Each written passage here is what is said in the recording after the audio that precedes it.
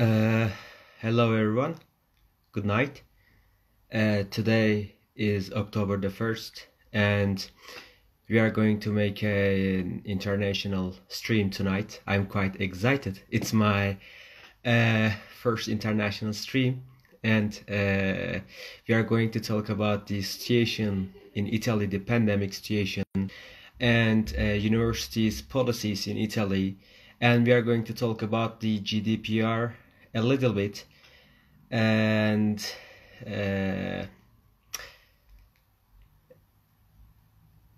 that's going to be the topics. Before our guest has come here, I would love to talk about him. He's my friend from the Netherlands. He's an Italian. He's a law student, and he studies in Trento, the northern part of Italy. I'm again quite excited because as Ares Company, we have been working on the Erasmus, and Nino has come. While I'm sending a link.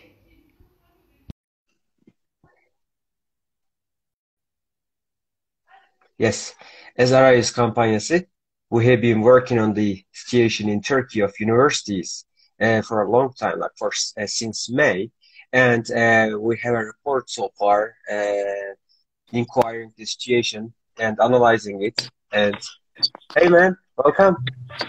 Thank you for having me here. Do you listen to me? Yes, I can hear your voice. So that's good. Okay. How are you doing? How is it going? Just come back to Trento yesterday, so I'm quite doing a lot of stuff, but I'm starting studying again for the exam of November. But I'm busy. I'm busy, but I'm happy to be busy. You? What about you? Thank you very much, bro. Actually, first of all, I have to say that thank you, because I sent you like very short notice. I invited you for the broadcast just this morning, and you accepted the offer. And I'm doing good as well. So, bro, what we are going to talk about today is, as you know, the situation in Italy. But before that, I would love to give you a little bit like information on our campaign in Turkey.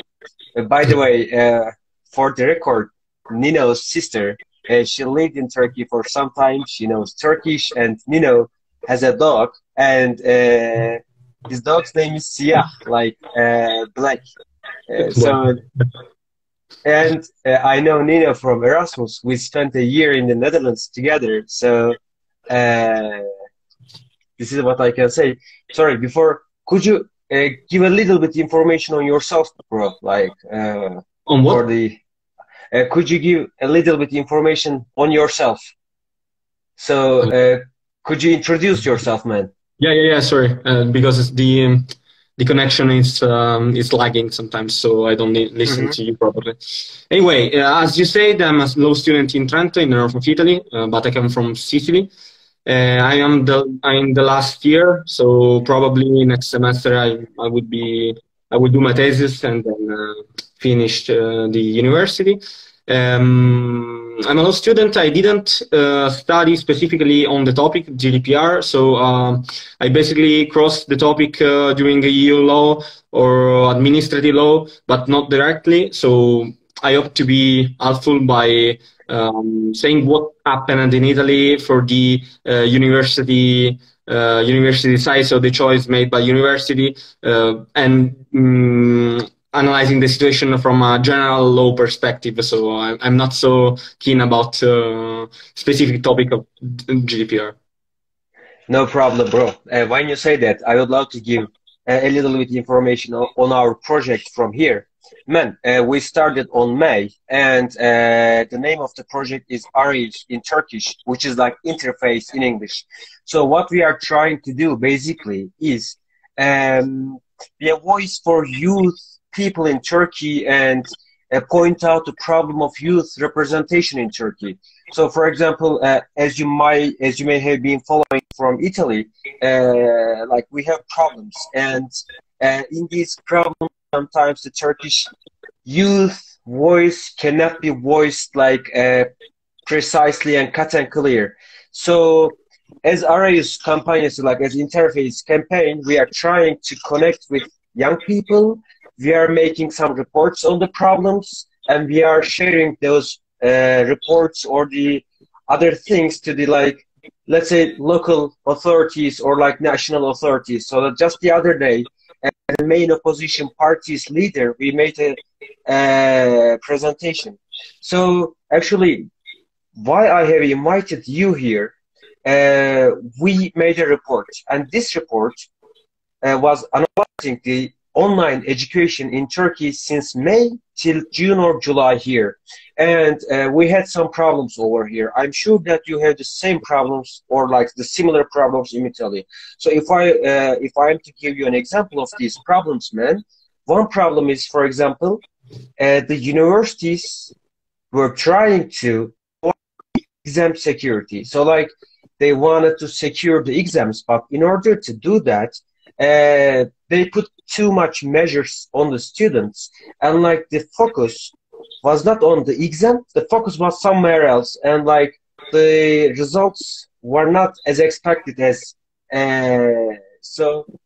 Or the other problem was, for example, so like I don't have any problem, but in my mind right now. But if I have any problem to give you as an example, for example, like the classes or the internet connection problem or like something like that. So the first question is for you. As Italy in Europe, you had bad days of COVID-19. So could you talk about the situation in Italy, bro? So how is the situation now? And what did the universities do after the COVID-19 like exploded in Italy? Okay, so we had like an explosion of the topic of the pandemic problem in few weeks. So we have the state had to manage the situation and took fast decision. To testify that, I was in Trento in the beginning of March. And I was flying to Milan for another trip, and then I come back to Trento, and the university was closed for 3 days. Then reopen again, and then the state closed till the 15th of March. After having seen the change of decision that were made progressively to the to a more strict enforcement of the distancing and other measures, I flew back to home thinking this thing is gonna go worse. In fact, the 15th of March, they extended the period of the closure of the university to the 3rd of April, and then for the whole summer. So basically, it was a period in which university, more specifically, have to adapt and to take fast decision. My university, because for each university goes differently. For my university, I can say that for the instrument and the choice made, I can be satisfied in the sense that we were able to follow the classroom in 2 weeks from the first stop, so not so long stop, and then the exams were quite the same, at least for me, for the oral part. For the written part, we had some measure to through some control to avoid cheating and other stuff, but I think you want to go on the topic later. Now the situation is going better. I think in most part of the world is going better. But for this semester, my university decided to take a mix of type of class.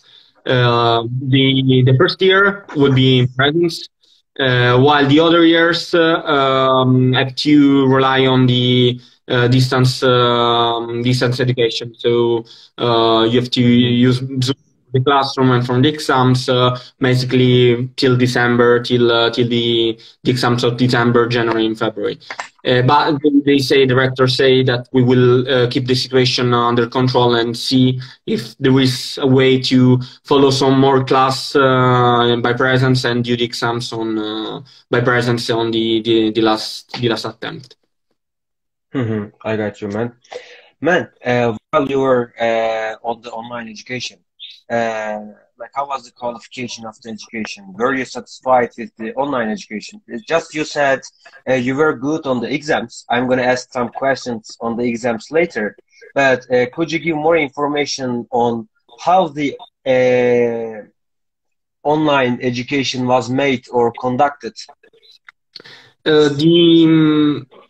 For low students, it doesn't change so much because you are basically in front of a professor that is talking to you, with which you can interact. So if you're doing this by presence, you can do this also online. There are pros and cons. The pros is obviously that if you use more the Moodle, that is an instrument in which you can upload slides and other material, didactic material, as a student can read it and watch it in different time, so organizing differently our times. So this is a pros. While for the cons, obviously the interaction, the physical interaction is lacking. So maybe the interest for the topic or the interest of following that specific classroom while you are on the bed, you have just woken up. And then the cons obviously depend not on the class and the university, but on the situation like at your home. So if you don't have the good connection, you will be in trouble to follow the classroom. If you don't have a space to follow without your familiar, maybe there are problems with the sounds. If you don't have the instrument, so those are problems that were not really overcome because it's difficult to make decision that it should be a gradual process, a process of digitalization, but it has come like so much quickly.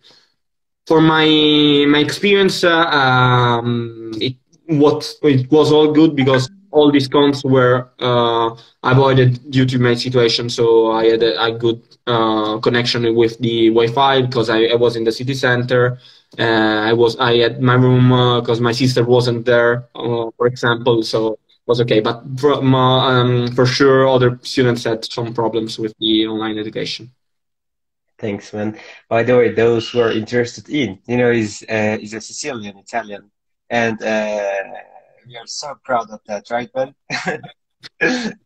And actually, man, from the Netherlands, I guess the best part of this online education from the Netherlands, the system was kind of the same, right? So as you can remember, in the Netherlands, 8-hour classes in a week, and mostly you are on your own and you have your own readings. So I guess one of the pros or one of the best part of the Netherlands is when you come back to your country and this COVID-19 pandemic just exploded.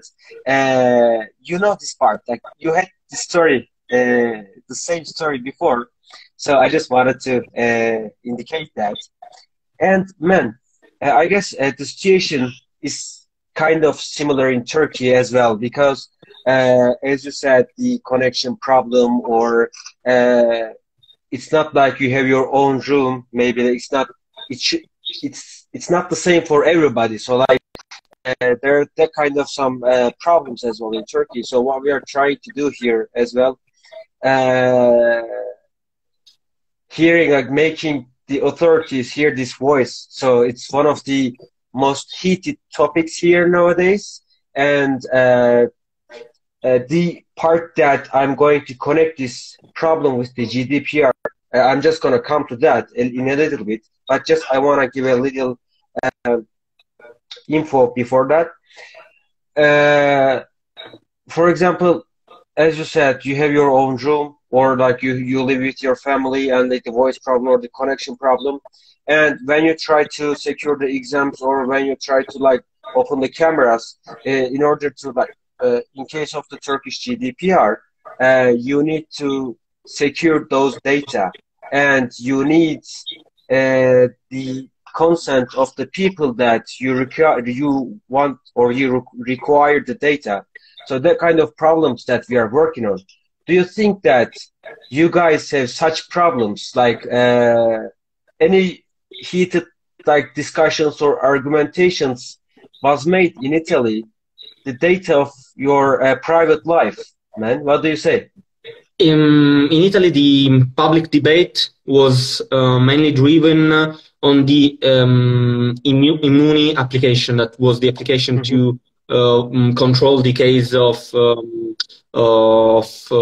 the pandemic. Citizen for citizen that have contracted the COVID-19. Mainly the focus was on that, not on the treatment of data by the universities or by the school in general. So, I mean, we talked about the GDPR and the treatment of personal data indirectly in this sense. Probably because health data are more important than are seen as more important than student data by itself, so like exam and graduation and stuff like that. But still, there was a lot of debate on that. For Immuni, we found a solution that is not is not important to talk in here. While for the university, mainly there was not such public debate, so there was not the same I can say lobbying activity from the people from the private to the state to enforce some kind of security measures. So it's not a topic that is still discussed so much in these days. Maybe it's something more related to the operator in the sector, so lawyer that specifically work on that. Yeah, fair enough, man. So it's kind of similar in Turkey, because like all the work, like we didn't know that the COVID-19 was coming over, and like we had no preparation beforehand. And what we are trying to do, just canalize the education system into the online system. And those who are experienced beforehand are lucky. But like if you don't have that much experience before the COVID-19, that on the way we are trying to fix some like problems and solutions. So what we are trying to do is to point out this part of the problems here, because again, I'm not sure how the system works over there, but here the presidency digital restoration office, there's something like that here in Turkey. It's an administrative institution, and they say that, for example, programs like Zoom or Skype or like Google Teams, they are being used for the sake of the education. But the data that they collect, they can send the data outside of the country. So if I'm not mistaken, there was a class in the Netherlands, the big data class, and like in our conversation, we were talking about huge money, like some monetary, like the 3 billion, the fees. So like the collective data and what you're going to do with this data. So that's the problem here. And as you said, we don't debate this problem that much here in Turkey, but as RA's like interface campaign, we try to say that this is important. People look at the problem and try to secure the people's data here. So when you said, bro, you had two types of exams, like the oral part exam and like the written part exam, and oral part, it didn't change that much. So how was the exam, like the written exam part? Could you go deep into this a little bit? Yeah, basically, to avoid cheating, they made a double choice. The first thing is that they choose to locking down most of the function of the computer. by installing an application. So when you go on the Moodle, that is that instrument that I told you about the university, you click on the start of the exam, and then from that moment on, you cannot like go outside the platform, going to research, do copy and paste and stuff like that. And the second part is that before taking before starting the exam, you need to make a check with the Zoom platform. So you need to check the environment. You have to be in a room by yourself, alone, with with a good light. You need to take with the camera of the computer everything in the room, so to avoid that you have like paper and stuff with which you can read or cheat. And then you have the video recorded and the audio recorded, because if the professor think that you have cheated, can check the audio and the video recorded. And basically, what was this? So a complete control of the action that we are taking in that moment to avoid the cheat. But the exam that I have done, two exam, no, one written exam and one oral exam. The only written one was a multiple question in 25 minutes for 25 questions. So a kind of exam that was made in this way to avoid all the possibility of cheating, because you cannot search for an answer in that limited amount of time. While for the oral one, I told you there was no control except from the camera that is looking to you. And then it stands to the professor to decide if to tell to like show the room or stuff like that. I've never saw a professor saying share your screen or make me look at what you're looking. So there was still a possibility to cheat, but seeing from the outside, because you have the possibility to see the other exam like usually in presence. I think there was not so much people that tried to take the chance to cheat, to have some help not correct to do the exam. Bro, what do you think of these measurements? Do you think they are too heavy, or do you think they are needed? The written one and also I mean, for the oral part could be also stricter, because there's no recording. So it's only the professor that is seeing you what you're doing. There's no way to record, because you cannot buy consent, and the Zoom application is not authorized, so there's no problem. The one thing recorded is one of the exam, but if the record is focused only on the application and block all the other stuff, the only data that is recording are data connected to the exam, so not your personal data. So I mean, it seems necessary, does not goes over the necessity part. It depends then on what of this data the university do, and not only the university but also the application, because we are talking about a third-party application, that is Zoom is not an application owned by the university. So the relationship between the university and this application should be also relevant on the discussion.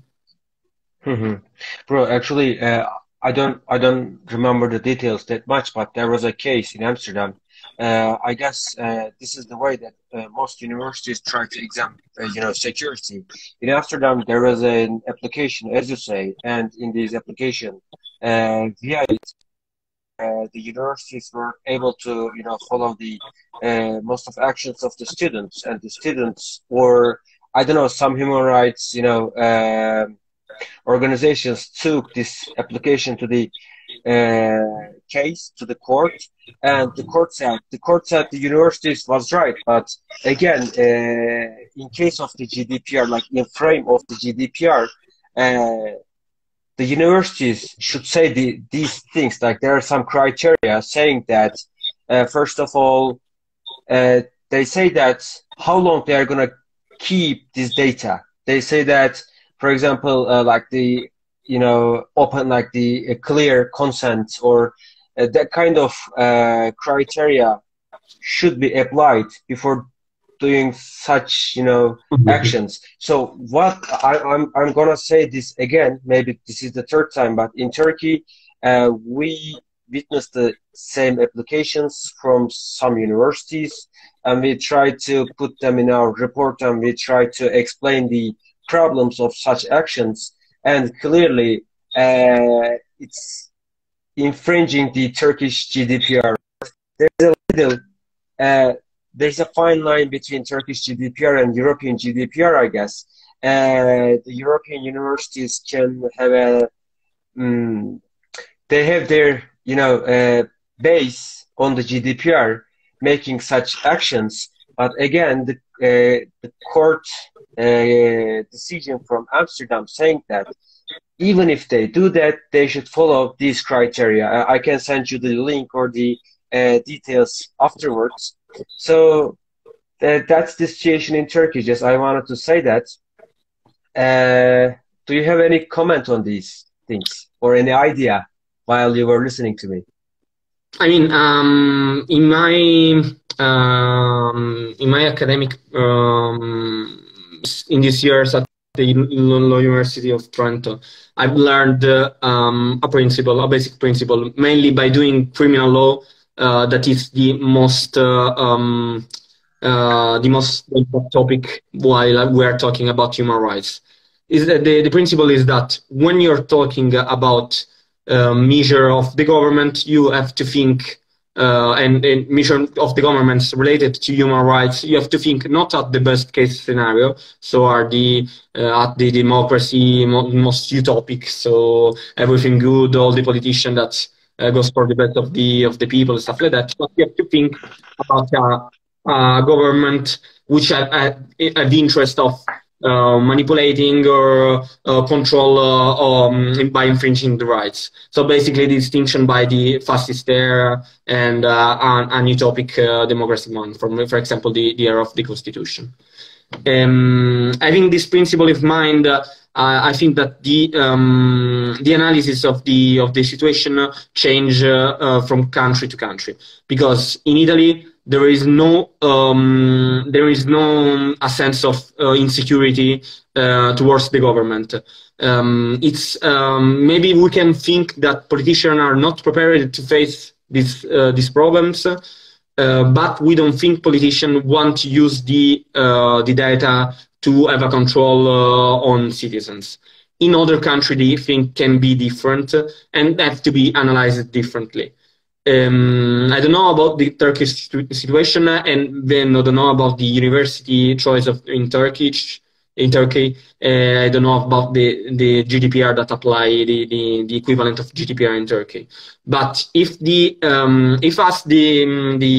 GDPR authority stated in the I think 30 of March, if we follow the principle of proportionality on the three steps that we saw together also in Utrecht, so the suitability, the necessity, and the proportionality stricto sensu, to make a decision, to take some measurement, also if we take it in a rush because the situation is critical. If we follow this step, we are probably doing the best choice. Mm-hmm. This is the thing that the GDPR authority said, by focusing on highlighting the legacy of the problem of treatment of data, highlighting the principle of accountability from which follow the proportionality test. And we have to analyze also that there is no detailed prescription in Italy and in Europe in general about how to face this problem and how to enforce some kind of the online education.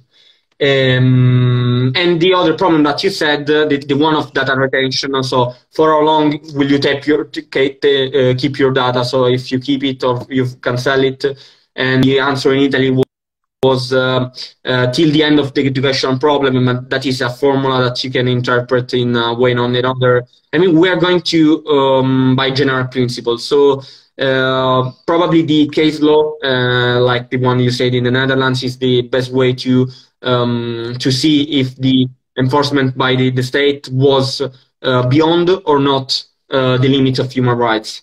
But this is the only way to see it. Obviously, aside the public debate that have to be made to bring the state to make more the choice more related to the guarantee of human rights.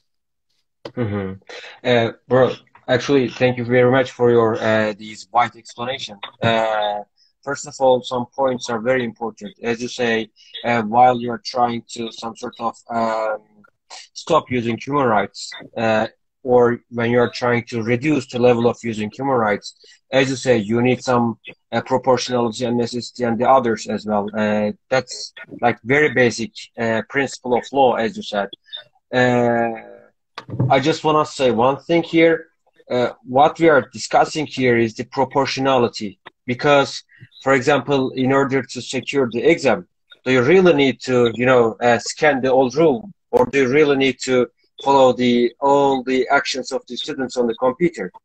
And secondly, the focus of the discussion is not against the government, though, because as you say, this is not the problem of trust issues with the government, but this is like very basic part.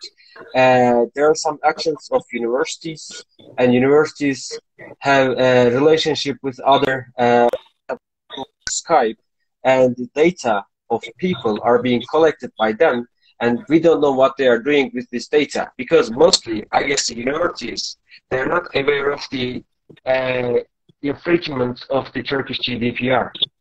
So that's the focus. But as you say, we'll see what's going to happen in Europe, or we'll see what's going to happen in Turkey, because most probably there's an authority of GDPR here in Turkey, the personal data institution. And I guess in this year, they're going to take care of some cases, and they're going to make a precedent or something like that, or like some sort of case law. So we'll see. Again, in Europe and in Turkey. And we can talk again if you like.